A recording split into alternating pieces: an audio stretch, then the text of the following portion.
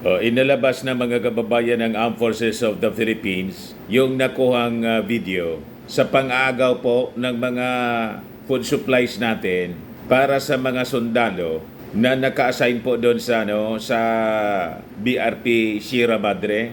Ayan po, mga kababayan, matindi talaga po pala yung ginawa. Parang patintero po yung nangyari. Pero sabi ng ating armed forces, si General Browner, walang katotohanan po na tinutukan ng ating trupa yung mga Chinese. Mga professionals niya yung ating mga trupa, pero inawakan na niya yung baril. Yan po yung sabi ni General Browner.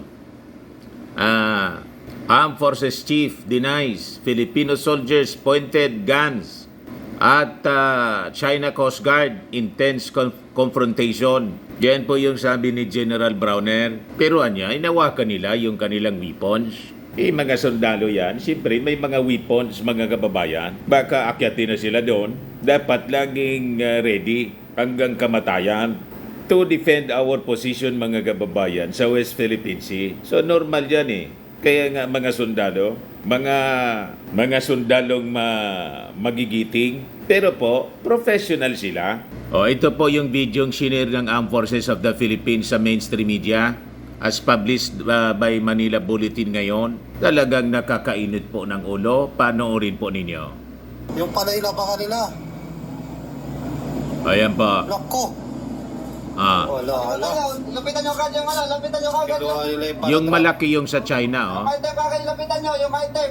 May flag ng China. Talian, Yung maliliit sa atin, Lapitan nyo, yung item. may naulong. Yun yung airdrop ng mga pagkain, Yan. Sa kanila yan, nahulog yung tropa nila. So, inaagaw po ng Chinese, boat. Ito yung sa China, dalawa, Ito yung atin, Nahulog. Yung item pa ninyo, yung parachute, kunin yung parachute. So, ganun yung ginagawa nila, mga kababayan, Yan mga Chinese na mga walang iya. Hindi man nila ito, Ako, meron pa ba territory.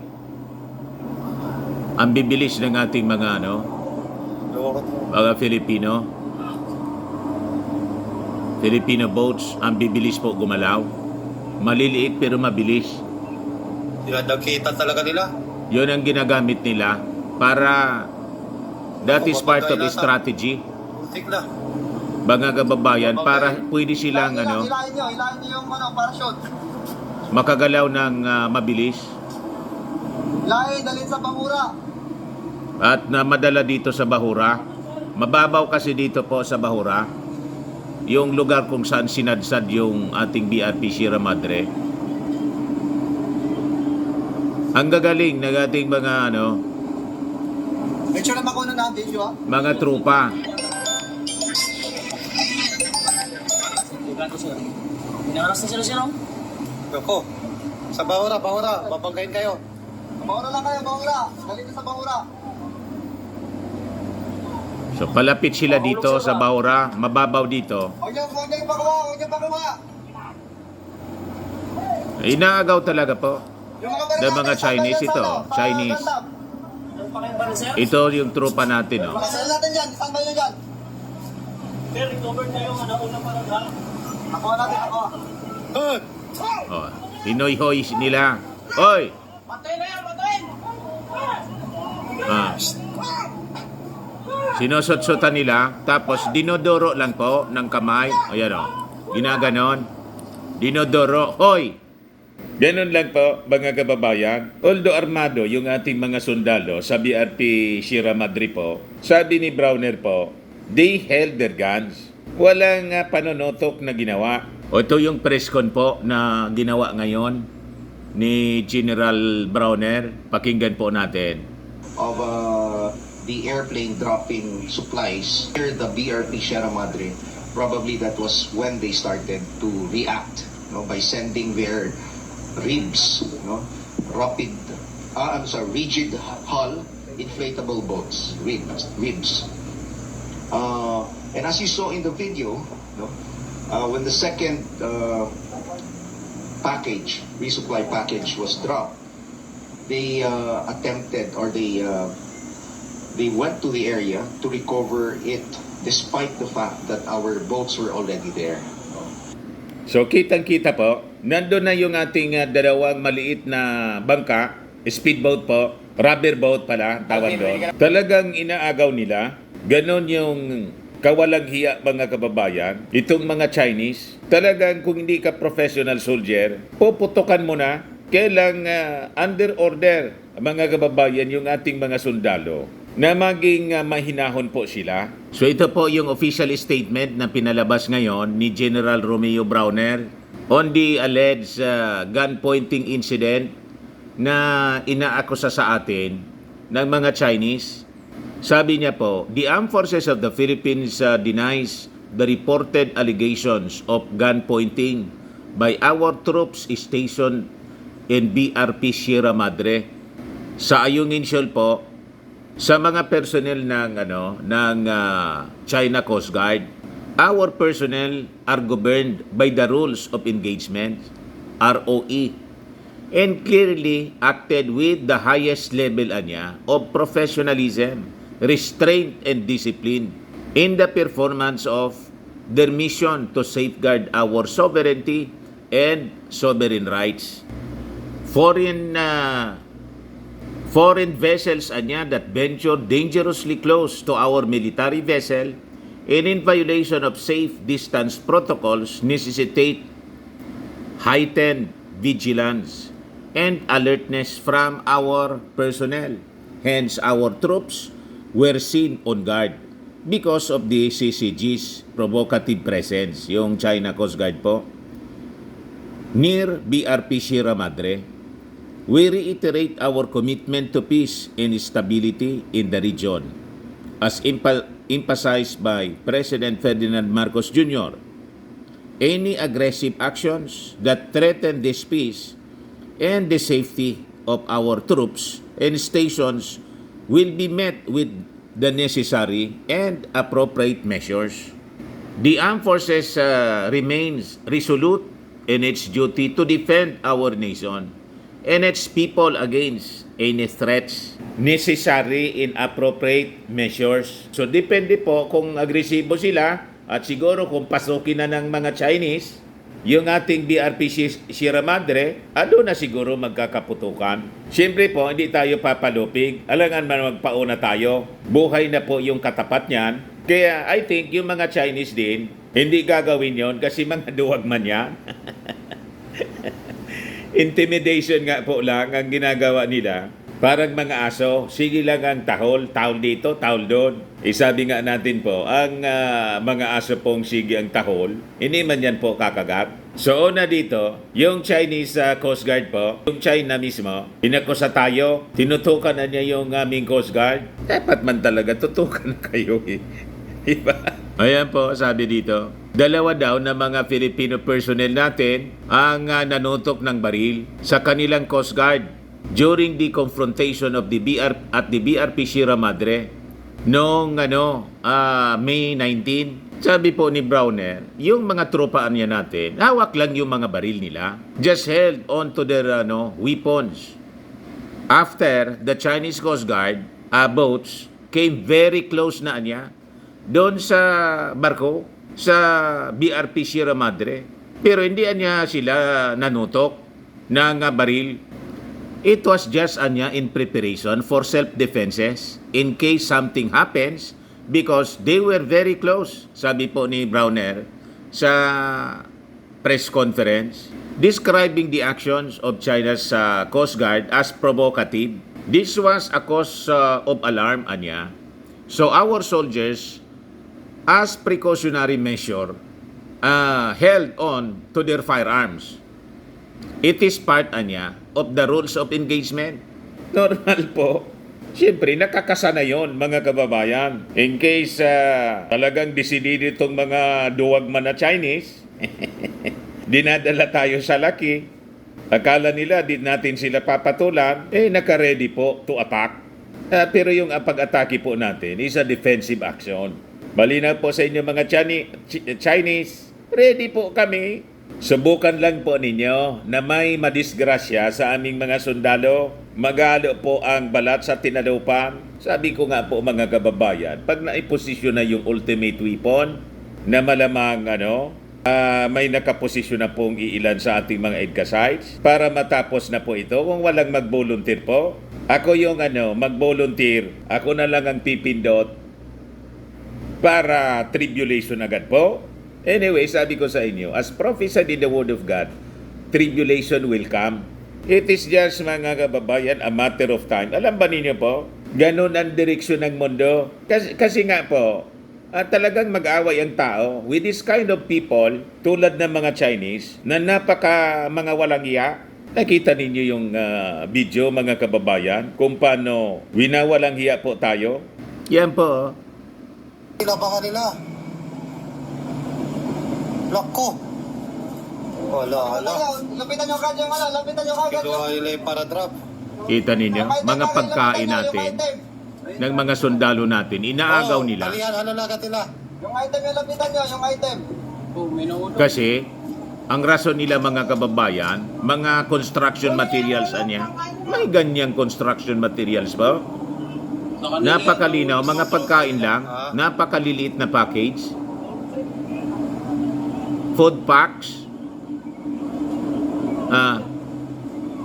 Naulog. Yung item pa ninyo, yung parachute, kunin yung parachute. Nananadya po sila. Unang-una, wala silang right dyan sa lugar na yan. It is well within the 200 nautical miles exclusive economic zone, mga kababayan, ng Pilipinas. Ang layo-layo nila. Tingnan ninyo. Buti na lang ang gagaling ng ating mga mga tropa. Talagang nakikipagitgitan sila. You see? Inaagaw nila yung pagkain ng ating mga sundalo. Ang intensyon nila gutumin ng ating mga sundalo para umalis na lang dyan sa BRP Sierra Madre po. Dalawa lang yung sakayo. Dalhin sa Bangura. Sila, ang dami nila. Kaya siyempre, ready yung ating sundalong. Putukan sila in case. Pag may madisgrasya sa ating mga kasama. Tingnan ninyo. Gustong banggain, umiiwas na lang po. Nakikipagpatintero. Ayan Gustong banggain Sa Bahura, babanggain kayo. Babanggain na niya kayo, doon na kayo sa Bahura. Umiiwas na lang po tayo. Ganyan ang pang-api sa atin, itong mga Chinese. Yung mga baril natin, standby dyan sa sa Gandam. Meron pa kayong baril, sir? Yung mga baril natin dyan, standby nyo dyan. Sir, recover na yung una para na. Nakuha natin, nakuha. Hinuhoy-hoy na lang. Patay na yan, patay! Ayan Hoy, hoy. Hinuhoy-hoy na lang po. So, ginagawa na naman po tayo ng mga black propaganda nila. Sinasabing tayo po nagiging agresibo kasi tinutukan na natin sila ng baril. May nakita kayong baril po? Tinutukan po ng kamay, dinuro na lang. Hoy! Hoy! Ganon. Pero despite that, mga kababayan, naging successful pa rin yung yung resupply mission. Sabi ng ating armed forces, yan yung ating BRP Sierra Madre. Siyempre mga sundalo natin naka-assign dyan po. Armado siyempre sila. So sabi po ni Armed Forces spokesperson Colonel Francel Margaret Padilla, yung largely naging successful pa rin yung resupply mission. While some essential supplies were seized, kinuha nila and dumped overboard by the CCG, our brave soldiers were able to pick up the items that were delivered. Nakuha pa rin po. Ngayon, sabi naman ng ating Philippine Navy, yung sinasabi niya ng China na in-intercept nila yung mga yung resupply mission. Kasi ang dudaan nila, mga construction materials yung dala. Zero common sense niya, itong mga Chinese na to. Yan po. Sabi ni Navy spokesman Vincent Trinidad, they lack common sense. Their narrative is that they do the blocking because of construction materials. I would like to point out that they have zero common sense niya. Kasi unang-una, may construction materials na ganun kaliliit na package. Ang liliit po, construction materials ba yun? Yung dala po, mga pagkain ng ating mga sundalo. At unang-una, sabi nga ng ating mga authorities, kahit anong gusto nating dalhin, pwede po. Wala silang karapatan kasi sakop ng ating exclusive economic zone. Bakura natin po. So pwedeng gawin natin sa ating bakuran ang kung anong gusto nating gawin. Sila yung pumasok, sila yung trespassers po. Andi dito po. Iyan Philippine Exclusive Economic Zone. Hanggang dito po. Dito na sila Mga kababayan, nandito yung BRP Sierra Madre Ayan, sabi ng China, niretrieve niya namin yung inairdrop, hinulog ng helicopter na mga packages para inspeksyonin. Yan sabi po dito, the Chinese Coast Guard retrieved supplies that were airdropped for Filipino troops at the BRP Sierra Madre on May 19 to inspect for construction materials in accordance with the agreement with the Philippine government prohibiting the delivery to the grounded warship. Yan po yung pinaninindigan nila. May agreement daw. Ito yung secret deal na sinasabi mga kababayan na iniimbestigahan ngayon ng Congress na sabi pinasok po ni Mao Diggs. Pero si Mao Diggs mismo nag-deny. Ang nagbulgar po na may secret deal na ganon, si Harry Mao. Wala man maipakita sila na dokumento na may ganon kasunduan with the Philippine government. Yan sabi dito sa balita na pinapakalat po nitong si Herman Teo Laurel, President ng Manila-based Asian Century Philippines Strategic Studies Institute. Sabi niya, a correction and clarification must be made of the erroneous report alleging the Chinese Coast Guard seized and dumped overboard the airdrop supply, sabi po ni Herman Teo Laurel. Ito yung sige pong propaganda. Taga dyan sa Quezon City ito po. Dapat nito po, i-check din yung birth certificate. Baka tulad din po ito ni Alice Goo. Kasama ito sa mga grupo ng Maisog. Siya yung nag-host po ng press conference doon sa Quezon City ng grupong Maisog. Tapos nilunsad nila doon yung Marcos Alisjan. Yan ang ibig sabihin ng MAD. Mas maganda po na sad na lang. Sara Alisjan. Absent po doon sa signing ng batas na nagbibigay po ng additional allowance para sa mga teachers. Ang wala po si Inday. Kasi naman Mr. Maravillas, ang author pala nun. Kalaban nila, si AC Party List Representative Franz Castro. Ganon mga kababayan. Sabi po ni Laurel na propagandista ng China, upon anya confirmation that only food, water, and medicines were in the airdrop package, this was eventually cleared. Anong karapatan ninyo magbigay ng clearance? Inyo ba yung lugar? Mga assuming po itong mga Chinese. Kaya sabi ko sa inyo, higpitan po ang pagpasok ng mga Chinese tourists po dito. Baka mga spies na yung iba dyan, mga sundalo na ng China, naniniktik dito po sa atin. Kasi sabi ng China, yung akusasyon niya, malian niya. Kasi lawful niya unjustified yung aming ginawa. Ano nga ang ginagawa ninyo dito sa aming exclusive economic zone?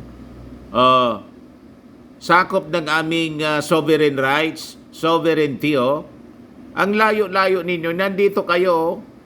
Ito kami. Tapos nandito na kayo. Ito yung exclusive economic zone. Philippine Exclusive Economic Zone. Kami yung may karapatan dito. You see? Pero there is a time for everything, siyempre. Magpapasensya muna kami. May panahon na you will be forced na umatras. Hintay-hintay lang po. Ina-assemble na namin yung superior force para tuldukan ang inyong pang-abuso sa amin dito po sa West Philippine Sea. Magaling ang aming Pangulo po. Hindi ninyo pwedeng sindakin. At basta na lang po paikutin yung Chinese ano nga po ninyo, Defense Secretary at saka yung Chinese General. Sino palpal ng aming Pangulo doon sa Singapore? Yan po yung aming magiting na presidente. Moral ascendancy. We find the strength to do whatever it takes to protect our sovereign home, to the last square inch, to the last square millimeter. The life-giving waters of the West Philippine Sea flow in the blood of every Filipino. We cannot allow anyone to detach it from the totality of the maritime domain that renders our nation whole.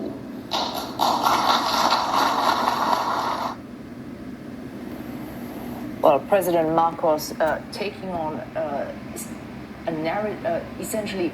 Malinaw mga Chinese, sabi ng aming Pangulo, Filipinos do not yield. Hindi po kami pasusupil sa mga paninindak ninyo. Sa susunod, totoo na yung panunutok po, hindi na lang akusasyon ninyo. At hindi lang panunutok, ipoputok na namin yan.